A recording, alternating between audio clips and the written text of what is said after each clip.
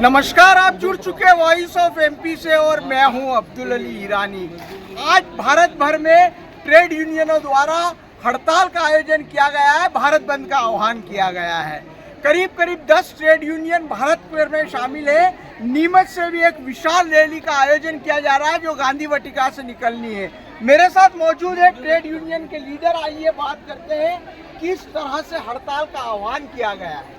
देखिए अली भाई, आज जो है पूरे भारत में 10 केंद्रीय ट्रेड यूनियनों, सार्वजनिक क्षेत्र के उपक्रमों के जो विभिन्न फेडरेशंस हैं वो, और राज्य और केंद्रीय कर्मचारियों के फेडरेशन, योजना कर्मियों के फेडरेशन और आउटसोर्स दैनिक वेतनभोगी ठेका अंशकालीन संविदा के जो फेडरेशन है, इनकी तरफ से हड़ताल का आह्वान किया गया है।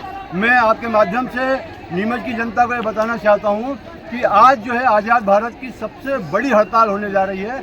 25 करोड़ लोग इसमें शामिल होने की संभावना है, 25 से 30 करोड़ लोगों की। और इन लोगों का कहना यह है कि ये जो देश की सरकार है और विभिन्न राज्य सरकार है, ये कारपोरेट परस्त पूंजीवादी नीतियों का लगातार जो है उनके पक्ष में नीतियां बना रही है। जबकि ये जो गरीब तबका है, देश की सरकार को सबसे ज़्यादा टैक्स देता है। सरकार टैक्स माफ़ कर रही पूंजीपतियों के, कारपोरेट्स के और बड़े बड़े घरानों के बैंक लोन माफ़ कर रही। इससे बैंकों को हानि हो रही है। सामाजिक क्षेत्र में जो आम आदमी का पैसा बैंकों में रखा है वो लूट रहा है। लगातार महंगाई बढ़ रही है। हम सरकार को ये कहना चाहते हैं कि इस प्रकार की तमाम नीतियों का समाप्त किया जाए, नहीं तो इस सरकार को समाप्त कर दिया जाएगा। क्या प्रमुख मांगे हैं आप लोग? देखिए, हम लोगों की मांगे हैं कि जो नीचे तबके के लोग हैं इनको जीवन सम्मान से जीने लायक वेतन दे। 26,000 रुपये न्यूनतम वेतन करे, 10,000 रुपया पेंशन दे मासिक, और इसके अलावा विभिन्न सामाजिक सुरक्षा, बीमा, पेंशन और भविष्य निधि वगैरह जो है, ये तमाम चीज़ें इनको लागू की जाए और इनको नियमित कर्मचारी का दर्जा दिया जाए। नीमच में कितने ट्रेड यूनियन आप लोगों के साथ शामिल हो रहे हैं? देखिए, नीमच में जो है 28 से अधिक केंद्रीय ट्रेड यूनियन है, मजदूरों के संगठन, ठेका आउटसोर्स मजदूरों के संगठन, जिसमें नगर पालिका, आशा उषा आंगनबाड़ी, नल जल चालक, मध्याह्न भोजन, बैंक, बीमा, BSNL और MPB रिटायर्ड लोगों का जो संगठन है वो, और ऐसे तमाम संगठन जो है इसमें आज शामिल हुए हैं। ऐसे 28 संगठन शामिल हुए हैं। छात्रों और नौजवानों के संगठन भी शामिल हैं। सर किशोर जी, आप बताइए कि किस तरह से हड़ताल का आह्वान किया गया है, रैली कहाँ निकलेगी और क्या हड़ताल को लेकर उद्देश्य है? देखिए, ये हड़ताल जो है अखिल भारतीय हड़ताल है और ये मई में होने वाली थी, लेकिन दुर्भाग्य से उस वक्त पुलवामा, ये पहलगाम का हमला हो गया तो उस हड़ताल स्थगित हो गई। उस हड़ताल को अब किया जा रहा है और आज 9 जुलाई के दिन पूरे देश के 25 करोड़ से ज़्यादा कर्मचारी, अधिकारी, ये मजदूर आज हड़ताल के ऊपर है। आज नीमच में जो ये हड़ताल हो रही है, इसके अंदर बहुत सारी 25 ट्रेड यूनियन के लोग शामिल हैं। अभी ये रैली यहाँ से गांधी वाटिका से शुरू होगी और नीमच के प्रमुख मार्गों से निकल के 4 चौराहे के ऊपर जाकर वहाँ समापन इसका रैली का होगा। वहाँ पर हम यहाँ पे एक प्रधानमंत्री और राष्ट्रपति के नाम ज्ञापन माननीय कलेक्टर महोदय को देंगे। जी, क्या मांगे हैं सर और क्या कहना है वर्तमान में मजदूरों की स्थिति को? मजदूरों की स्थिति इस वक्त जो इस सरकार के अंदर जितनी बदतर हुई है आज तक कभी नहीं हुई है। इन्होंने जो 24 श्रम कानून थे वो ख़त्म करके 4 श्रम कानून बना दिए हैं। काम के घंटे ख़त्म कर दिए हैं। इन्होंने किसी भी मतलब न्यूनतम मजदूरी की जो दर कलेक्टर से तय हुई है उससे भी कम रेट के अंदर सरकार के अंदर काम करवा रहे हैं। अगर न्यूनतम मजदूरी आपने सरकार ने जो फिक्स करी है उससे कम मजदूरी सरकार दे रही है तो इससे ज़्यादा दुर्भाग्य की बात और कुछ नहीं हो सकती। इससे ज़्यादा निकृष्टता की और कोई बात नहीं हो सकती कि लोगों को जीवन यापन की बात, 2 वक्त रोटी खाने की भी पैसे सरकार नहीं दे रही है। ये सर आप क्या कहेंगे वर्मा साहब? देखिए, केंद्र सरकार की दमनकारी नीतियों को लेकर के आज पूरे देश के अंदर 25 करोड़ कर्मचारी हड़ताल पे हैं, जिसमें BSNL, बीमा, पोस्ट ऑफिस, बैंक और अदर जितने भी सरकारी संगठन हैं जो ऑफिस सब बंद है। ये दमनकारी नीतियों का मुख्य विरोध ये है कि हमारी जो 17 सूत्री मांग है उसमें सबसे मुख्य मांग है कि संविधान के साथ छेड़छाड़ नहीं की जाए, बेरोजगारों को रोजगार दिया जाए, महंगाई पर नियंत्रण किए जाए, ठेका प्रथा बंद की जाए। जिस प्रकार से देश के अंदर जो दमनकारी नीति चल रही है, ये दमनकारी नीतियों को दबाने के लिए आज पूरे देश के अंदर हड़ताल, पूरे देश में हड़ताल है। इस हड़ताल को सफल बनाने के लिए नीमच के अंदर सीटों और इंटक के माध्यम से जितना सामरिक संगठन है वहाँ सड़कों पर उतरे हैं। और हम चाहते हैं कि केंद्र की सरकार दमनकारी नीतियों को बंद करे। जो हमारी 17 सूत्री मांगे हैं उस 17 सूत्री मांग को स्वीकार करके इस देश के अंदर अमन और चैन की जो है वो लेकर के आवे। नीमच में कितने लोग शामिल हो रहे हैं और क्या आप मानते हैं कि जो आपने आह्वान किया है उसमें जितने लोग सरकारी बैंकों में या है वो लोग शामिल हो रहे हैं क्या? बिल्कुल शामिल हो रहे हैं। और जिला प्रशासन ने पूरा दबाव बनाया है कि आशा उषा और बैंक और बीएसएनएल वाले बीमा वाले हड़ताल पे नहीं जावे। यदि वो जाते हैं उनके खिलाफ कार्रवाई। लेकिन इसके बावजूद भी आप खुद देख रहे हैं कि हजारों की संख्या में हमारे साथ साथी खड़े हुए हैं। इन्होंने जिला प्रशासन का कोई आदेश नहीं मांगा, या चाहे अपनी नौकरी छोड़ने को तैयार है, वेतन छोड़ने को तैयार है, लेकिन केंद्र सरकार की दमनकारी की नीतियों को दफन करने के लिए हम सब यहाँ पे एकत्रित हुए। जय हिंद, जय भारत, इंकलाब जिंदाबाद। आप बताइए क्या कहेंगे? सर 25 करोड़ देशवासी जो है हमारे कर्मचारी हैं वो हड़ताल के ऊपर है और शासन की दमनकारी नीतियों के कारण ही आज ये जनसमूह ग्राम पंचायत वाले हम इसका पुरजोर विरोध करते हैं और ये नीतियाँ मान्य नहीं होना चाहिए। लोग हड़ताल पर है, किस तरह से हड़ताल हो रही है और क्या मांगे हैं आप लोग, क्या मांग रखे हैं?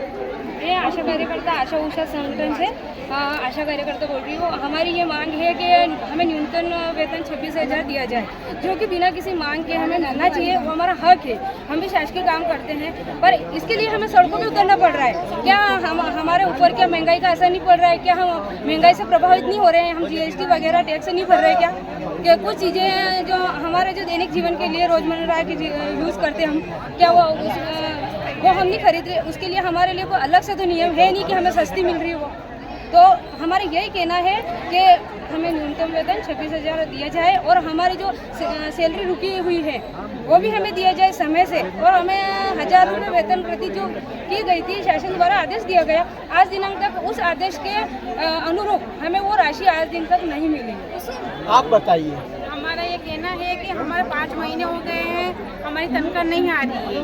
हम बार बार अप्लाई कर रहे हैं, आवेदन दे रहे हैं, कलेक्टर ऑफिस में भी दिया, जन सुनवाई में भी दिया, पर हमारे पैसे अभी तक नहीं आए। क्या नाम है आपका? मेरा नाम शालिनी जैन है। और सर हमारी आज मांग यह है कि सरकार हमें 26,000 का वेतन दिया जाए और हमें नियमित की जाए।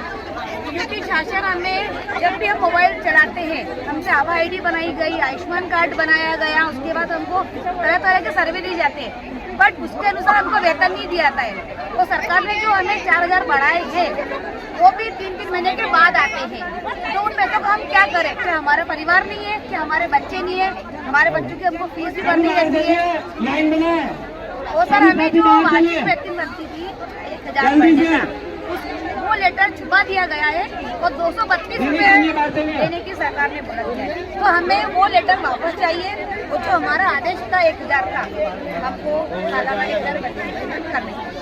बताइए, हड़ताल को लेकर आप लोगों में किस तरह का माहौल है, क्या उत्साह है और क्या मांगे हैं? देखिए, हड़ताल को लेकर हम लोगों में सब में आक्रोश है, क्योंकि जितना सरकार हमसे काम करवाती है उतना हमको पेमेंट देती नहीं है।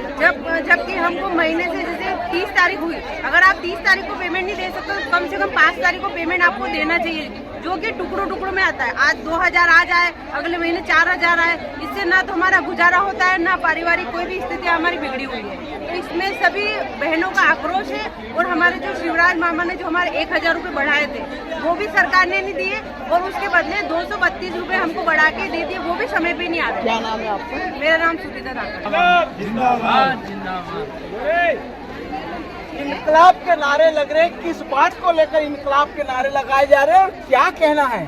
हमारा ये है कि हम जो है एक नियमित कर्मचारी की तरह कार्य कर रहे हैं, ड्यूटी कर रहे हैं, और उसके नियमित कर्मचारी की तरह हमारे को वेतन दिया जाए और उसके अनुसार ही हमारे को जो नियम अनुसार जो भत्ते हैं और जो सुविधा है वह दी जाए। आप किस डिपार्टमेंट से हैं? हम नगर पालिका कर्मशाला वाहन विभाग से है, नीमच नगर पालिका जी। और क्या कहेंगे आप हड़ताल को लेकर? हम इस हड़ताल के माध्यम से ये है कि जो शासन प्रशासन के पास जो हमारी जो समस्या है वह पहुंच सके, समझ सके कि हमारे जो है आर्थिक स्थिति सही नहीं है, और उस जो वेतन जो है हमारे जो लगभग एक संविदा कर्मचारी का 20,000 और 30,000 के बीच में वो ना देकर ये 14,000 रुपये दिए जाते हैं, और इससे शोषण किया जाता है। रखा है हमारे को संविदा में, लेकिन दैनिक वेतन भोगी कर्मचारी का वेतन दिया जा रहा है। मजदूरों का शोषण हो रहा है और आप लोगों की प्रतिक्रिया किस तरह की? हमें एक मजदूर से भी कम भत्ता मिल रहा है, वेतन मिल रहा है हमें को। हम मजदूर की श्रेणी में भी नहीं मानते हैं, लगभग ऐसा मानना है मेरा कि वहाँ में जब पढ़े लिखे शिक्षित है उसके बावजूद हमारी ऐसी स्थिति है, तो मजदूर की क्या होगी। तो आप देख सकते हैं किस तरह से एक विशाल रैली का आयोजन हो रहा है। सारे ट्रेड यूनियन, आउटसोर्स कर्मचारी इसमें शामिल है। आशा उषा कार्यकर्ता, नगर पालिका के लोग, बिजली विभाग, बैंक, पोस्ट ऑफिस, सभी लोग इस हड़ताल में शामिल है। और सबकी बुलंद आवाज ये है कि कॉरपोरेट के हितों को लेकर सरकार ज्यादा सजग है, वहीं पे मजदूरों के हितों का शोषण किया जा रहा है। और इनका कहना है कि हमको कम से कम उतना वेतन मिलना चाहिए, उतनी मजदूरी मिलनी चाहिए, उतनी तनख्वाह मिलनी चाहिए, जिससे हमारा जीवन सम्मान के साथ गुजर सके। वॉइस ऑफ एमपी के लिए मेरे सहयोगी विनोद गुजर के साथ अब्दुल अली ईरानी। जयराम जी, किशन काका, राम राम भाई, राम राम। क्या दोनों भाई बैठ के क्या हिसाब लगा रहे हो? ऊटी लहसुन के भाव आ गए क्या? अरे नहीं रे दादा, ये अपना रमेश नया मकान बनाने के लिए लोन ले रहा है। हिसाब किया तो पता चला कि लोन का पैसा तो ईंट और रेती में ही पूरा हो जाएगा। और अभी तो सीमेंट लानी है, सलिया लाना है, और तो ठेकेदार को भी पैसे देने हैं। मेरे तो कुछ समझ में ही नहीं आ रहा कि कैसे बनेगा मेरा नया मकान। अरे किशन काका, कहाँ इन रेत, सीमेंट और लाल ईंटों के चक्कर में पड़ रहे हो?